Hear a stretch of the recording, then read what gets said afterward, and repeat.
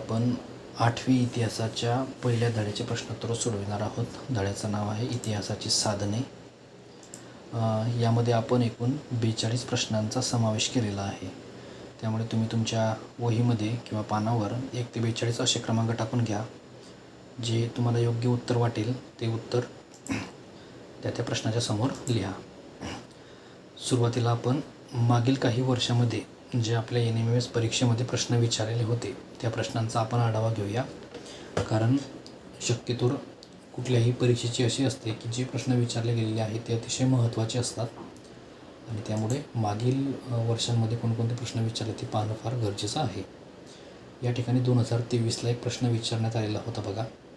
भारतीय चित्रपटसृष्टीची मुहूर्तमेढ दादासाहेब फाळकेंनी रिकामी जागा या साली रोवली. पर्याय आहे 1913, दुसरा पर्याय 1915, तिसरा पर्याय 1917 आणि चौथा पर्याय 1919. हा जो प्रश्न आहे हा गेल्या वर्षी म्हणजे 4 डिसेंबर 2023ला जी काही परीक्षा झाली त्या परीक्षेमध्ये हा जो प्रश्न आहे विचारलेला होता. अचूक उत्तर आहे बघा 1913 साली. प्रश्न दुसरा. आता हा जो प्रश्न आहे हा प्रश्न 8वीच्या पुस्तकातील नाही आहे, हा 7वीच्या इतिहासच्या पुस्तकातील आहे. हा सुद्धा 2023ला विचारण्यात आलेला होता.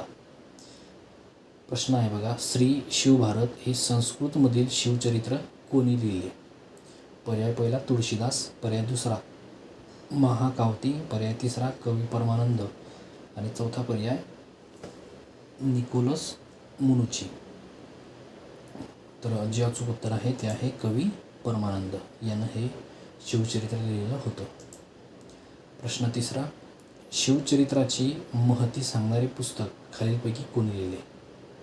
याच प्रकारचा जो दुसरा जो प्रश्न होता त्याच प्रकारचा हा प्रश्न आहे 2023ला विचारलेला. म्हणजे 2023 या वर्षामध्ये एकूण 3 प्रश्न जे आहेत ते विचारले. त्यापैकी एक प्रश्न हा 8वीच्या पहिल्या धड्यातील होता आणि 2 जे प्रश्न आहेत प्रश्न दुसरा आणि तिसरा आता मगाशी आपण बघितलेला आणि हा चालूचा तर हे 7वीच्या पुस्तकातील होते. पर्याय बघा. पहिला पर्याय लाला लजपतराय, पर्याय दुसरा रवींद्रनाथ टागोर, तिसरा पर्याय लोकमान्य टिळक आणि चौथा पर्याय आहे महात्मा फुले. तर याचं जे काही अचूक उत्तर आहे ते आहे लाला लजपतराय यानं हे पुस्तक लिहिलेलं होतं. प्रश्न चौथा. मुंबई येथील मनी भवन आश्रमास भेट दिल्यावर आपल्याला कोणत्या महान व्यक्तीच्या इतिहासाविषयी माहिती मिळते? 2022ला म्हणजे मागच्या वर्षी हा प्रश्न विचारलेला होता. पर्याय पहिला स्वातंत्र्यवीर सावरकर, पर्याय दुसरा महात्मा ज्योतिबा फुले, पर्याय तिसरा लोकमान्य टिळक आणि चौथा पर्याय महात्मा गांधी. तर मनी भवन जे आहे याला भेट दिल्यानंतर आपल्याला महात्मा गांधी यांच्या इतिहासाविषयी माहिती मिळते. पुढील प्रश्न आहे बघा. प्रश्न 5वा. 2021ला हा प्रश्न विचारलेला होता. डॉक्टर बाबासाहेब आंबेडकरांनी एप्रिल 1927ला कोणते वृत्तपत्र सुरू केले? पर्याय पहिला मूकनायक, पर्याय दुसरा बहिष्कृत भारत, पर्याय तिसरा जनता आणि चौथा पर्याय प्रबुद्ध भारत. तर या प्रश्नाचे अचूक उत्तर आहे ते आहे बहिष्कृत भारत. प्रश्न 6वा. हा प्रश्न 2018ला विचारलेला होता. पुढील वृत्तपत्रांमधील कोणते वृत्तपत्र डॉक्टर बाबासाहेब आंबेडकर यांनी सुरू केलेले नाही? पर्याय पहिला जनता, पर्याय दुसरा समता, पर्याय तिसरा केसरी आणि चौथा पर्याय मूकनायक. तर 4ही पर्याय व्यवस्थित बघितल्यानंतर लक्षात येते की केसरी हे जे वृत्तपत्र आहे हे वृत्तपत्र डॉक्टर आंबेडकरांनी सुरू केलेलं नव्हतं. तर हे वृत्तपत्र लोकमान्य बाळ गंगाधर टिळक यांनी सुरू केलेलं होतं. प्रश्न क्रमांक 7. 20व्या शतकातील आधुनिक तंत्रज्ञानाचा एक आगळा आविष्कार कोणता? 2019ला हा प्रश्न विचारलेला होता. पर्याय पहिला पोवाडा, पर्याय दुसरा छायाचित्र, पर्याय तिसरा लोकगीत आणि चौथा पर्याय चित्रपट. तर जे अचूक उत्तर आहे ते आहे पर्याय क्रमांक 4 चित्रपट. बघा. प्रश्न क्रमांक 8. खालील चित्र कशाचे आहे ते ओळखायचं आहे. या ठिकाणी हे चित्र आपल्या पुस्तकातीलच हे चित्र आहे. पर्याय पहिला आगा खान पॅलेस, पर्याय दुसरा साबरमती आश्रम, पर्याय तिसरा सेल्युलर जेल आणि चौथा पर्याय लक्ष्मी विलास पॅलेस. तर हे जर चित्र तुम्ही बघितलं तर ते आहे आगा खान पॅलेस आणि हा जो काही पॅलेस आहे हा पुण्यामध्ये आहे. सगळ्यांनी लक्षात ठेवायचं आहे. प्रश्न क्रमांक 9. ऐतिहासिक साधनांचे जतन केल्यामुळे इतिहासाचा समृद्ध वारसा आपल्याला कोणाकडे सोपवता येईल? पर्याय पहिला शासनाकडे, पर्याय दुसरा सामाजिक संस्थांकडे, पर्याय तिसरा इतिहास संशोधकांकडे आणि चौथा पर्याय भावी पिढ्यांकडे. तर जे अचूक उत्तर आहे ते आहे भावी पिढ्यांकडे. प्रश्न क्रमांक 10. छायाचित्रण कलेप्रमाणे रिकामी जागा तंत्राचा शोधही महत्त्वाचा आहे. कोणतं तंत्र आहे ते ओळखायचं आहे. पर्याय पहिला पोवाडे, पर्याय दुसरा छायाचित्रे, पर्याय तिसरा रेकॉर्ड्स आणि चौथा पर्याय स्फूर्तिगीते. तर जे अचूक उत्तर आहे ते आहे रेकॉर्ड्स. एखादी गोष्ट रेकॉर्ड्स करणे हा सुद्धा शोध जो आहे तो महत्त्वाचा आहे. या ठिकाणी बघा, शेजारच्या चित्रातील पत्र हे कोणी सुरू केले? हे जे काही पत्र आहे बघा, मूकनायक तुम्हाला या ठिकाणी दिसतोय बघा.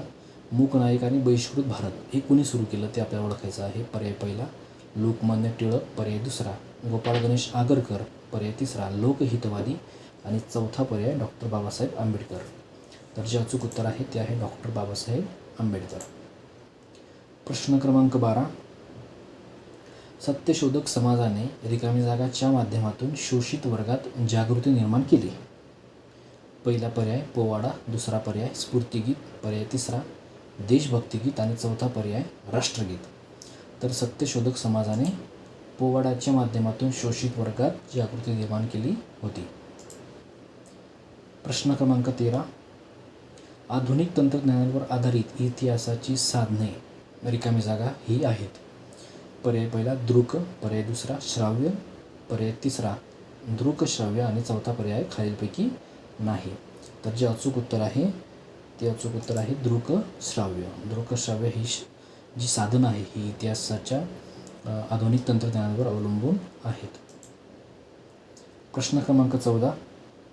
भारतीय स्वातंत्र्य लढ्यातील पुढीलपैकी कोणत्या प्रसंगाच्या ध्वनिचित्रफिती उपलब्ध आहेत? पर्याय पहिला दांडी यात्रा, पर्याय दुसरा चले जाव आंदोलन, पर्याय तिसरा मिठाचा सत्याग्रह आणि चौथा पर्याय वरीलपैकी सर्व. तर जे अचूक उत्तर आहे ते आहे वरीलपैकी सर्व. प्रश्न क्रमांक 15. अंदमान येथील सेल्युलर जेलला भेट दिल्यावर रिकामी जागा यांच्या क्रांतिकार्याविषयी माहिती मिळते. ज्यांच्याविषयी प्रश्न आहे त्याचं अचूक उत्तर आपल्याला शोधायचं आहे. कुणाविषयी माहिती मिळते? पर्याय पहिला वासुदेव बळवंत फडके, पर्याय दुसरा उमाजी नाईक, पर्याय तिसरा स्वातंत्र्यवीर सावरकर आणि चौथा पर्याय भगतसिंग. अचूक उत्तर आहे स्वातंत्र्यवीर सावरकर. पुढील प्रश्न क्रमांक 16. पुतळ्याच्या दर्शनी पाटीवर कोणती माहिती मिळते? पर्याय पहिला व्यक्तीचे पूर्ण नाव, पर्याय दुसरा जन्ममृत्यूची नोंद, पर्याय तिसरा व्यक्तीचे कार्य व जीवनपट आणि चौथा पर्याय वरीलपैकी सर्व.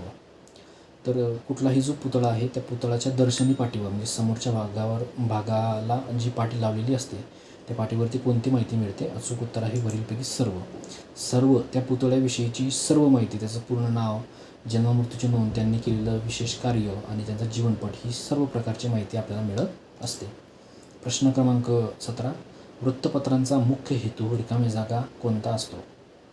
पर्याय पहिला समकालीन घटनांविषयी माहिती मिळणे, पर्याय दुसरा वास्तूंविषयी माहिती मिळणे, पर्याय तिसरा प्राचीन घटनांविषयी माहिती मिळणे आणि चौथा पर्याय मध्ययुगीन घटनांविषयी माहिती मिळणे. तर वृत्तपत्रांचा मुख्य हेतू असतो पर्याय क्रमांक 1 समकालीन घटनांविषयी माहिती मिळणे. प्रश्न क्रमांक 18. आधुनिक भारताच्या इतिहासामध्ये रिकामी जागा या लिखित साधनांचा समावेश होतो. बघा, लिखित साधनांचा समावेश होतो. पर्याय पहिला लोकगीते, पर्याय दुसरा लोककला, पर्याय तिसरा छायाचित्रे आणि चौथा पर्याय नियतकालिके. तर लिखित साधनांचा म्हटल्यामुळे तुमच्या लक्षात आलेलं असेल पर्याय क्रमांक 4 हे अचूक उत्तर आहे. उत्तर आहे नियतकालिके. प्रश्न क्रमांक 19. पोवाड्यांची रचना दलित वर्गाच्या जागृतीसाठी करून रिकामी जागा यांनी ते सादर केले. कुठल्या समाजाने सादर केलं ते आपल्याला ओळखायचं आहे. पर्याय पहिला आर्य समाजाने, पर्याय दुसरा सत्यशोधक समाजाने, पर्याय तिसरा ब्राह्मो समाजाने आणि चौथा पर्याय प्रार्थना समाजाने. तर जे अचूक उत्तर आहे ते आहे सत्यशोधक समाजाने. पोवाड्यांची रचना करून दलित वर्गाच्या जागृतीसाठी सत्यशोधक समाजाने ते सादर केलेले होते. प्रश्न क्रमांक 20. रिकामी जागा काळात वृत्तपत्रे केवळ राजकीयच नव्हे तर सामाजिक प्रबोधनाची साधने म्हणून सुद्धा काम करत होती. तर कुणाच्या काळामध्ये ते ओळखायचं आहे. पर्याय पहिला फ्रेंच, पर्याय दुसरा डच, पर्याय तिसरा ब्रिटिश आणि चौथा पर्याय पोर्तुगीज. तर अचूक उत्तर आहे ब्रिटिश. ब्रिटिशांच्या काळामध्ये वृत्तपत्रे ही सामाजिक प्रबोधनाचे काम करत होती. प्रश्न क्रमांक 21. विष्णू शास्त्री चिपळूणकर यांनी कोणत्या मासिकातून सामाजिक व सांस्कृतिक विषयांवर भाष्य केले? पर्याय पहिला निबंधमाला, पर्याय दुसरा प्रभाकर, पर्याय तिसरा मूकनायक आणि चौथा पर्याय दर्पण. तर विष्णू शास्त्री चिपळूणकर यांच्याविषयीचं हे विधान आहे. पर्याय आहे अचूक पर्याय आहे पर्याय क्रमांक 1 निबंधमाला. प्रश्न क्रमांक 22. भारताच्या विविध प्रांताचे शहराचे नकाशे तयार करण्याचे काम कोणी केले? पर्याय पहिला मॅपिंग सोसायटी ऑफ इंडिया, पर्याय दुसरा इंडियाज ब्युरो, पर्याय तिसरा सर्वे ऑफ इंडिया आणि चौथा पर्याय यापैकी नाही. तर जे अचूक उत्तर आहे ते आहे सर्वे ऑफ इंडिया यांनी भारताच्या विविध शहरांचे नकाशे तयार करण्याचे काम केले. प्रश्न क्रमांक 23. लोकहितवादी उर्फ गोपाळ हरी देशमुख यांनी कोणत्या साप्ताहिकातून शतपत्रे लिहिली? पर्याय पहिला निबंधमाला, पर्याय दुसरा प्रभाकर, पर्याय तिसरा दर्पण आणि चौथा पर्याय मूकनायक. तर जे अचूक उत्तर आहे ते आहे प्रभाकर. प्रभाकर या साप्ताहिकातून त्यांनी शतपत्रे लिहिली. प्रश्न क्रमांक 24. पुढीलपैकी इतिहास लेखनाची कोणती साधने राष्ट्रीय स्मारके म्हणून घोषित केली जातात? पर्याय पहिला दृक साधने, पर्याय दुसरा लिखित साधने, पर्याय तिसरा मौखिक साधने आणि चौथा पर्याय भौतिक साधने. अचूक उत्तर आहे भौतिक साधने. प्रश्न क्रमांक 25. डॉक्टर बाबासाहेब आंबेडकरांनी एप्रिल 1927 मध्ये कोणते पत्र सुरू केले? पर्याय पहिला बहिष्कृत भारत, पर्याय दुसरा मूकनायक, पर्याय तिसरा प्रभाकर आणि चौथा पर्याय निबंधमाला. तर जे अचूक उत्तर आहे ते आहे बहिष्कृत भारत. हे डॉक्टर आंबेडकरांनी 1927 मध्ये सुरू केलेले होते. प्रश्न क्रमांक 26. सामान्य जनतेचे प्रबोधन व संघटन करण्यासाठी डॉक्टर बाबासाहेब आंबेडकरांनी कोणत्या पत्रातून लिखाण केले? पर्याय पहिला मूकनायक, पर्याय दुसरा प्रभाकर, पर्याय तिसरा बहिष्कृत भारत आणि चौथा पर्याय दर्पण. अचूक उत्तर आहे बहिष्कृत भारत. प्रश्न क्रमांक 27. आपणास शहरांचे किंवा एखाद्या ठिकाणाचे बदलणारे स्वरूप कशावरून अभ्यासता येते? पर्याय पहिला पुस्तके, पर्याय दुसरा पोवाडे, पर्याय तिसरा नकाशे आणि चौथा पर्याय वर्तमानपत्रे. अचूक उत्तर आहे नकाशावरून आपल्या हे लक्षात येते एखादं ठिकाण कशा पद्धतीने बदलत जात आहे म्हणून. प्रश्न क्रमांक 28. पुढीलपैकी कोणते इतिहासाचे लिखित साधन नाही? पर्याय पहिला नियतकालिक, पर्याय दुसरा पत्रव्यवहार, पर्याय तिसरा पोवाडा आणि चौथा पर्याय वृत्तपत्र. अचूक उत्तर आहे पर्याय क्रमांक 3 पोवाडा. पोवाडा हे लिखित साधन नाही. तर उर्वरित जे आहे नियतकालिक, पत्रव्यवहार आणि वृत्तपत्र हे लिखित साधने आहेत. प्रश्न क्रमांक 29. ब्रिटिश काळात कोणता स्वतंत्र विभाग स्थापन करण्यात आला? पर्याय पहिला सर्वे ऑफ इंडिया, पर्याय दुसरा गेटवे ऑफ इंडिया, तिसरा पर्याय सर्वे ऑफ इंग्लंड आणि चौथा पर्याय यापैकी नाही. अचूक उत्तर आहे सर्वे ऑफ इंडिया. प्रश्न क्रमांक 30. मुंबई बंदराचे मूळ आराखडे कोणत्या विभागाकडे हवे? पर्याय पहिला सर्वे ऑफ इंडिया, पर्याय दुसरा मुंबई पोर्ट ट्रस्ट, पर्याय तिसरा दिल्ली पोर्ट ट्रस्ट आणि चौथा पर्याय नागपूर पोर्ट ट्रस्ट. तर जे अचूक उत्तर आहे ते आहे मुंबई पोर्ट ट्रस्ट. म्हणजे यांच्याकडे मुंबईच्या बंदरांचा जो काही मूळ आराखडा आहे तो जो आराखडा आहे तो यांच्याकडे असायला हवा. प्रश्न क्रमांक 31. रवींद्रनाथ टागोर यांनी गायलेल्या रिकामी जागा या गीताचे ध्वनिफीत आधुनिक भारताच्या इतिहासाच्या अभ्यासात श्राव्य साधन म्हणून उपयोगी पडते. पर्याय पहिला वंदे मातरम, पर्याय दुसरा झंडा ऊंचा रहे हमारा, पर्याय तिसरा जनगणमन आणि चौथा पर्याय सारे जहाँ से अच्छा. तर रवींद्रनाथ टागोर यांनी गायलेलं जे गीत होतं ते होतं जनगणमन. प्रश्न क्रमांक 32. आधुनिक भारताच्या इतिहासाच्या अभ्यासात कोणते श्राव्य साधन म्हणून वापरता येते? पर्याय पहिला सुभाषचंद्र यांचे भाषण, पर्याय दुसरा लोकगीत, पर्याय तिसरा स्फूर्तिगीत आणि चौथा पर्याय लोककला. अचूक जे उत्तर आहे ते आहे सुभाषचंद्र बोस यांचे भाषण हे आपल्याला श्राव्य म्हणून वापर करता येईल. प्रश्न क्रमांक 33. भारतीय चित्रपटसृष्टीची मुहूर्तमेढ कोणी रोवली? पर्याय पहिला दादासाहेब फाळके, पर्याय दुसरा रवींद्रनाथ टागोर, पर्याय तिसरा डॉक्टर बाबासाहेब आंबेडकर आणि चौथा पर्याय महात्मा गांधी. तर भारतीय चित्रपटसृष्टीची जी मुहूर्तमेढ आहे ती दादासाहेब फाळके यांनी रोवली होती. 1913मध्ये याचा शुभारंभ झालेला होता. चित्रामध्ये तुम्ही दादासाहेब फाळके यांचा जो काही फोटो आहे तो तुम्ही या ठिकाणी बघू शकताय. प्रश्न क्रमांक 34. भौतिक साधने कोणत्या ठिकाणी जतन करून ठेवली आहेत? पर्याय पहिला ग्रंथालयात, पर्याय दुसरा रजिस्टरमध्ये, पर्याय तिसरा अभिलेखनात आणि चौथा पर्याय यापैकी कोणतेही नाही. तर भौतिक साधने जे आहे ते साधने अभिलेखनामध्ये जतन करून ठेवलेली असतात. प्रश्न क्रमांक 35. इतिहासाच्या साधनांमधील रिकामी जागा साधने आधुनिक तंत्रज्ञानावर आधारित आहे. कोणती? तर लिखित, मौखिक, भौतिक का दृकश्राव्य. जे अचूक उत्तर आहे ते आहे दृकश्राव्य साधने ही आधुनिक तंत्रज्ञानावर आधारित आहेत. उर्वरित 3 जे आहेत हे आधुनिकमध्ये मोडत नाही. प्रश्न क्रमांक 36. स्वातंत्र्यपूर्व काळामध्ये रिकामी जागा हे लोकजागृतीचे महत्त्वपूर्ण साधन होते. कोणतं ते ओळखायचं आहे? पहिला पर्याय छायाचित्रे, पर्याय दुसरा मूकनायक, पर्याय तिसरा ध्वनिमुद्रिते आणि चौथा पर्याय दीनबंधू. तर जे अचूक उत्तर आहे ते आहे दीनबंधू. दीनबंधू हे स्वातंत्र्यपूर्व काळामध्ये लोकांमध्ये जागृती निर्माण करण्यासाठी निर्माण केलेलं एक साधन होतं. प्रश्न क्रमांक 37. पुण्यातील रिकामी जागा या गांधी स्मारक ग्रंथालयात गांधीजींच्या इतिहासाविषयी माहिती मिळते. पर्याय पहिला आगा खान पॅलेस, पर्याय दुसरा साबरमती आश्रम, पर्याय तिसरा सिल्वर जेल आणि चौथा पर्याय लक्ष्मीविलास पॅलेस. तर जे अचूक उत्तर आहे ते आहे आगा खान पॅलेस. प्रश्न क्रमांक 38. डॉक्टर बाबासाहेब आंबेडकरांनी 1920च्या जानेवारी महिन्यात रिकामी जागा हे पाक्षिक सुरू केले. कोणतं पाक्षिक सुरू केलेलं होतं ते ओळखायचं आहे. पर्याय पहिला प्रभाकर, पर्याय दुसरा निबंधमाला, पर्याय तिसरा बहिष्कृत भारत आणि चौथा पर्याय मूकनायक. जे अचूक उत्तर आहे ते आहे मूकनायक. मूकनायक हे पाक्षिक होतं. तर पाक्षिक म्हणजे काय? तर जे 15 दिवसानंतर प्रसिद्ध होते. म्हणजे वर्तमानपत्र काय ते जे दररोज प्रसिद्ध होते त्याला आपण वर्तमानपत्र असं म्हणतो किंवा दैनिक असं त्याला म्हणतो. जे 7 दिवसानंतर प्रकाशित होते त्याला आपण साप्ताहिक म्हणतो.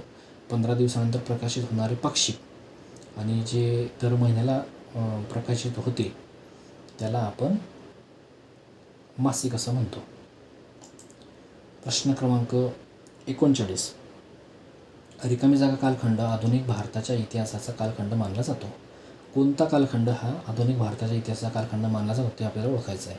पर्याय पहिला ब्रिटिश कालखंड ते मराठा कालखंड, पर्याय दुसरा मराठा व इतर संस्थानिकांचा कालखंड, पर्याय तिसरा ब्रिटिश सत्ताधीश आणि संस्थानिकांचा कालखंड आणि चौथा पर्याय युरोपीय सत्तांच्या आगमनापूर्वीचा कालखंड. तर आधुनिक भारताचा इतिहास म्हणजे काय? तर ब्रिटिश सत्ताधीश आणि संस्थानिक यांचा कालखंड. प्रश्न क्रमांक 40. डॉक्टर बाबासाहेब आंबेडकर यांची वृत्तपत्रे जनता याशिवाय अजून एक कुठलं होतं ते ओळखायचं आहे. पहिला पर्याय प्रबुद्ध भारत, पर्याय दुसरा निबंधमाला, पर्याय तिसरा केसरी आणि चौथा पर्याय मराठा. तर जनता या वृत्तपत्राशिवाय डॉक्टर आंबेडकर यांनी सुरू केलेलं वृत्तपत्र होतं प्रबुद्ध भारत. प्रश्न क्रमांक 41. पुढीलपैकी कोणते वृत्तपत्र स्वातंत्र्यपूर्व काळातील नाही? पहिला पर्याय अमृत बाजार पत्रिका, पर्याय दुसरा ज्ञानप्रकाश, पर्याय तिसरा दीनबंधू आणि चौथा पर्याय पुढारी. तर लक्षात घ्या यापैकी तुम्हाला आत्ता जे नाव आठवत असेल ते असेल पुढारी. म्हणजे हे स्वातंत्र्यपूर्व काळातील नाही, तर हे सध्याचं वर्तमानपत्र आहे. बाकी अमृत बाजार पत्रिका ABP, त्याशिवाय ज्ञानप्रकाश आणि दिनबंधू हे स्वातंत्र्यपूर्व काळातील होती. आजच्या या आपल्या धड्यातील शेवटचा प्रश्न, निबंधमाला हे मासिक रिकाम्या जागा यांनी लिहिले. कोणी लिहिले? पहिला पर्याय लोकमान्य टिळक, दुसरा पर्याय विष्णू शास्त्री चिपळूणकर, पर्याय तिसरा लोकहितवादी आणि चौथा पर्याय डॉक्टर बाबासाहेब आंबेडकर. जे अचूक उत्तर आहे ते आहे विष्णू शास्त्री चिपळूणकर. तुमचे 42 पैकी किती प्रश्न बरोबर आले ते कमेंट करून नक्की कळवा. भेटूया पुढील व्हिडिओमध्ये.